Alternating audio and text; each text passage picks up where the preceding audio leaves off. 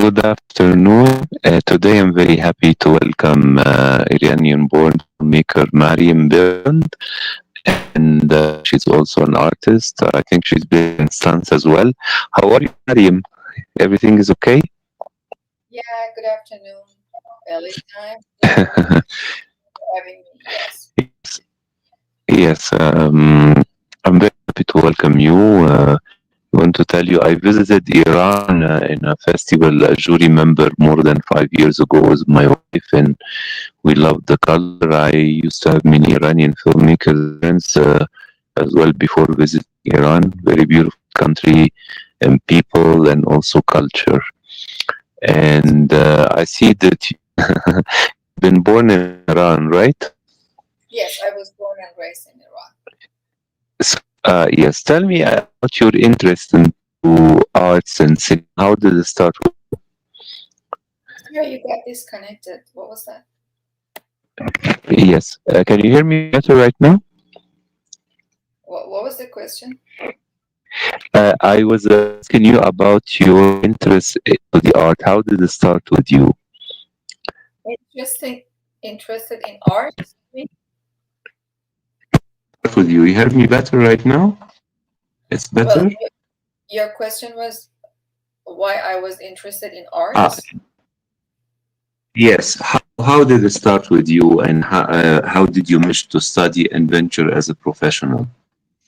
Well, I actually, all my life, I supposed to be a storyteller, but basically, some families, they don't want to accept it. So when I was a child, my father is in books all the time. So I raised up reading books, and I had one game with my dad, painting the books that I want to write because I didn't know how to write.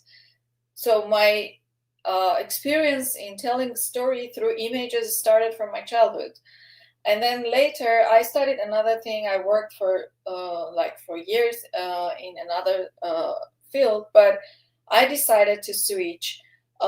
So I started with acting in Iran. I went to acting school, and all the directors that I was working with them, they recommend me to switch to directing school and writing because they believe that I'm better in writing and directing. It doesn't mean that I'm not good in acting, but they said that you have something in you that you can be a better director. So I switched to directing school. So I finished my directing school there. I had my experience working as actor as well, and first AD, script supervisor. I was the assistant for one of the most famous writers in Iran, that he's actually famous in other countries as well. And also I made films. But because my first short film was action short film, it happened for me overnight. I got recognized by a lot of producers in Iran. So they invited me to work with them. My second short film, Dance With Me, was not action. It was about a mother who is pregnant by a partner. In Iran, it's forbidden having a partner, and you're pregnant. So the whole thing is illegal, forbidden, whatever you call it. You cannot do abortion. You cannot keep the baby. You will lose everything in your life. What is the situation? What should she do? So the story was about that. I had my first screening in Cannes Short Film Corner, and then the journey started from those stages. I made short films, documentaries, feature films, TV shows in Iran. Then, according to my awards and recognitions, I received this honorable green card for artists, and I moved to LA. So I started working with a festival as a jury, and I had film screenings from Iran for 2 years. But parallel, I was working at filmmaking. I made first a short film here in LA, Fermisk, that still Fermisk is a very successful short film, still at different places, not only festival, but universities and all of those cultural places invited Fermisk, because it's about a woman in during ISIS in the Izadi village. During the ISIS, they attacked the village, and she is pregnant with the enemy. This type of situation. And then I continued my education in LA. I got my master's in screenwriting, and then my PhD actually is in Switzerland in philosophy, critical art, and visual art. But I made basically my first feature film, my huge feature film in LA as a Hollywood style movie. It was Dandelion Season. I had Rudy Youngblood from Apocalypto, the main role. And I had a very famous star from Iran, Gohar Kheirandish, along with a lot of stars from different countries.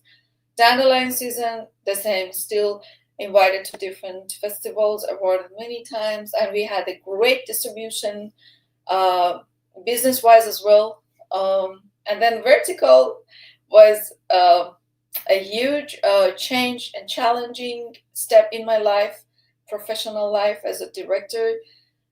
They invited me to direct a Spanish language action horror film in Mexico. And I'm not a Spanish language. And long story short, we did it. And Vertical is very successful. We are going to have a screening on April 27 on actually at Fiesta Film Festival in San Antonio for both films. But so far, Vertical also was in a journey of festivals, and we had a very good distribution for Vertical. Vertical is, action movies is better. Actually, it's easier for business aspects of filmmaking. Now I'm in the pre-production for my next film, The Blue Phoenix, a combination of Middle Eastern culture and Mexican culture. It's an action adventure as well again, and I'm going to shoot in Mexico.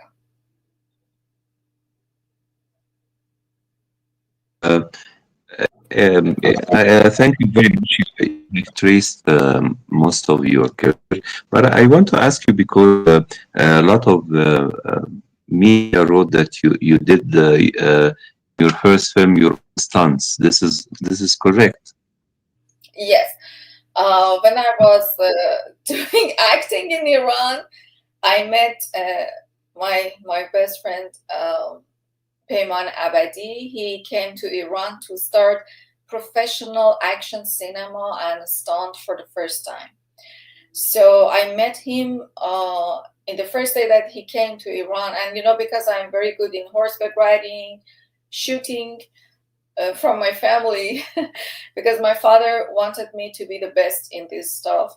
And I was a champion in swimming, all of those stuff. So he told me, if you want to be the first professional stunt in Iran, and I accepted, of course. I started with them, the whole crew, they were training me. And I did the first stunt actually alone, because they were in another city doing action for another movie. And they called me, they said, hey, you are alone in Tehran.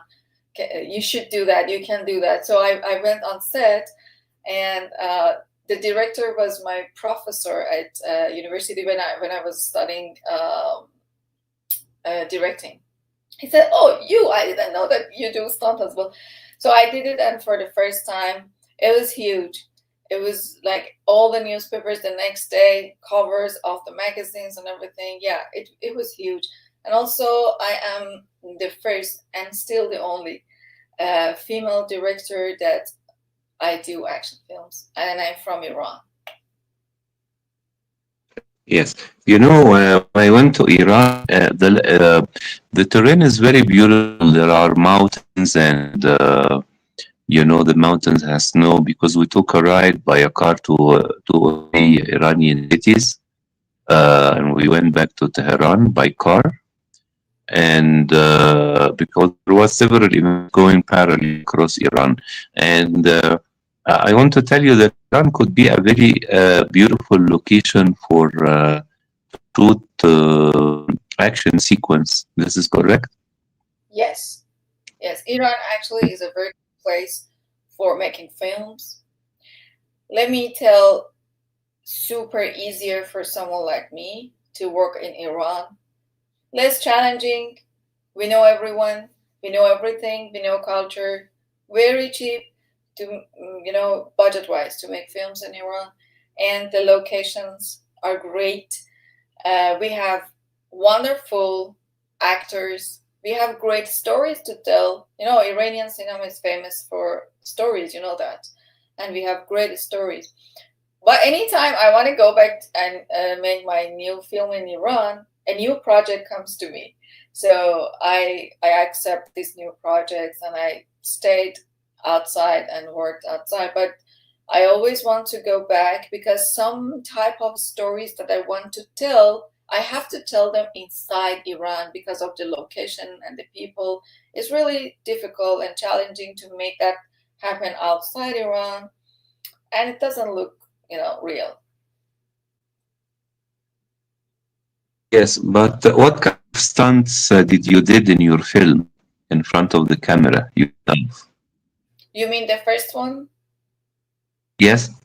Okay, in the first one, a guy should fight with me, and then after that huge fight, they hit me with a boat paddle, and I had to fall down from the second floor in the swimming pool, and then pretend I don't know how to swim, so I suffocate. It was my first stunt.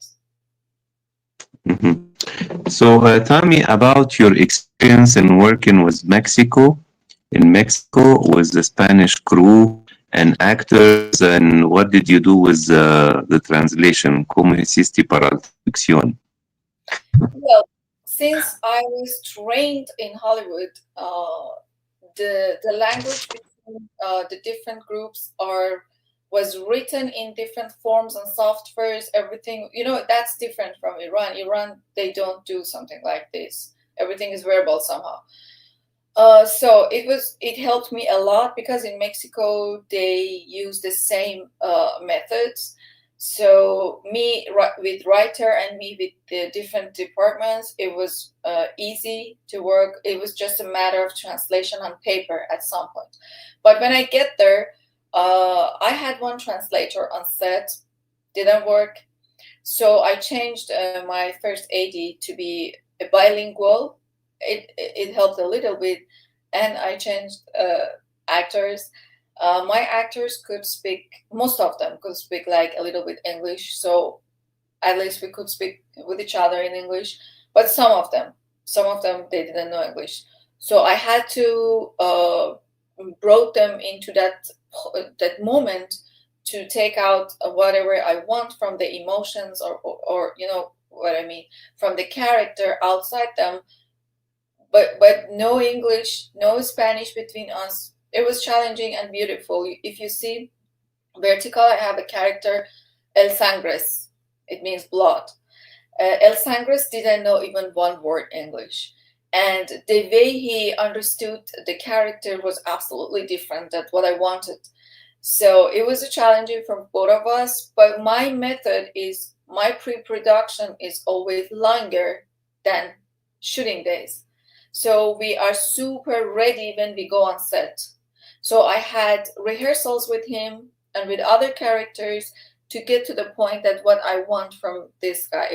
For this guy was a little bit challenging. Also for the action, because in Vertical, if you see the movie, there is a lot of actions, and I helped my actors to get to the point that they do it by themselves. We only had one very little stunt for them at very high a mountain that the climber should go climb up. Very little, like seconds up there. We had one stunt. All of the others, we did it together. We get to the point, and they accepted to do that. And I had help with the two twin brothers, Andrew and Steven Dasz, because they are in action cinema over like 20 years, and they're fight coordinators actually in different countries, but in Hong Kong style. It was challenging because my style is different, their style is different, but it was a great help. We worked together. I can tell that why I want to go to Mexico again, because Mexican people are so beautiful. They are real artists. Their culture is really deep. My experience in Vertical was something really challenging and meaningful. Just imagine you are the only non-Spanish foreigner on set and you are the director. And even you didn't write the script. So if they were not that in love with whatever they were doing, if they were not that like water in front of me, it would be so difficult if it was not. But they helped themselves as well to create something like that. We had huge scenes related to horror that we had VFX, and we had almost 200 people on set because it's a huge scene full of extras and in the street. So just imagine if even one of them didn't do the job right. So it was a great experience. I hope in Blue Phoenix I can do the same. So right now, I want to ask you, since you live in the United States, maybe you have seen American production and television series who are portraying Iranian characters. I want to ask you, as an artist, as an Iranian, what do you think of the fiction of Iranian characters so far in American television and cinema? And do you like in the future to write something maybe realistic about reflecting current contemporary Iranian society, characters, and maybe history as well? Yes, really. Actually, I wrote, I was recruited by a producer. I wrote a script, a historical script about Cyrus the Great, King of Persia. I spent 1 year last year, the whole year. I didn't do anything. I was disappeared from the earth. I was researching and working tightly with historians, and I wrote this script, and I'm really honored about that. I don't know when this project is going to be in pre-production. I don't know, but what I did is I thought that I feel it. Before that, I was thinking about what you said, and this project came to me. So I already did one great thing. Even if the script comes out as a book, at least people have something real about Iranian culture in their hand, and maybe someone wants to make it as a movie. I don't know about this production, because this is a huge production. It's not a small production. I don't know exactly which day they're going to start. But about the real time, these time characters that we are living at this period, yes, I would love to, because many of the characters we see in the movies that they are Iranian, as you mentioned, they are not Iranian, and maybe it's because the Iranians are my colleagues in Hollywood cinema. They were born and raised here, so maybe they consult in a way that they're talking about their own experience. So when we sit together with them, they are different than Iranians from Iran, Iranians who were raised in and lived in Iran. Everything is different with them. So this is, I don't believe in borders, but borders and politics do a lot of stuff. We are all Iranians, right? But we, those people that we lived in Iran for almost the whole life, and those that they were born or their parents were born in Iran and they raised here, they're totally different. Yes. Right now, in the upcoming period, do you want to focus on your work as an actress or a writer-director?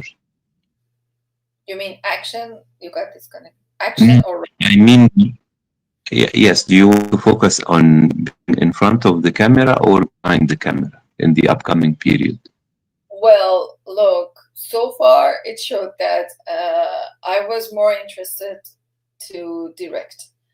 So it's almost for years that I performed in movies, but not that much, a little bit, because I was focused on directing and writing and sometimes producing.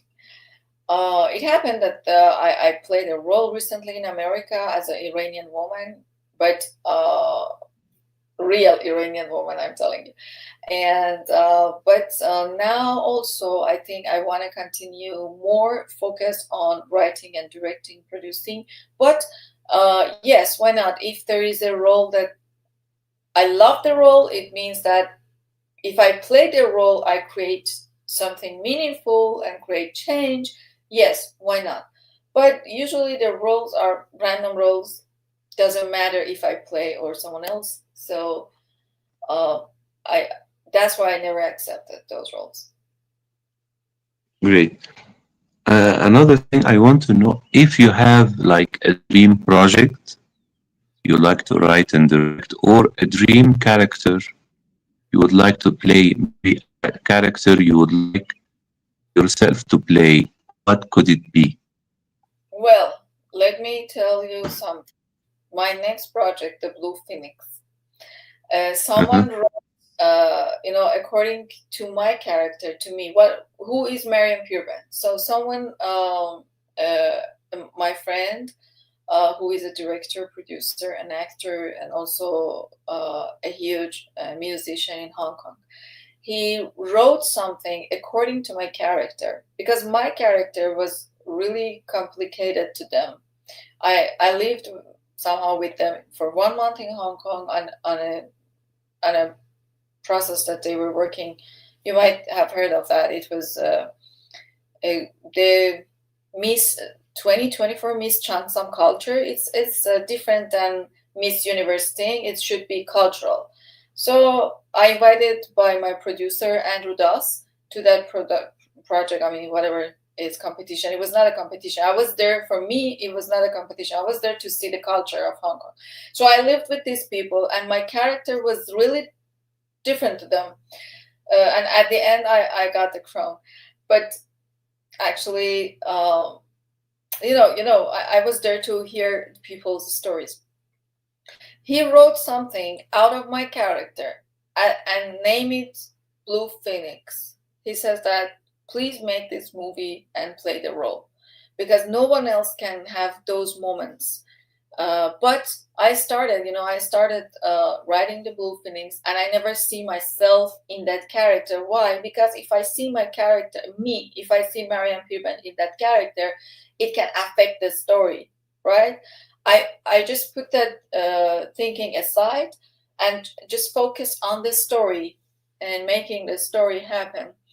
So now I have this character in my film that Blue Phoenix is about her, but so far I didn't think about playing the role. One reason for me is because I should make this huge, way huger than a vertical production, action production, with a lot of car accidents, fires, and all of that, and with superstars.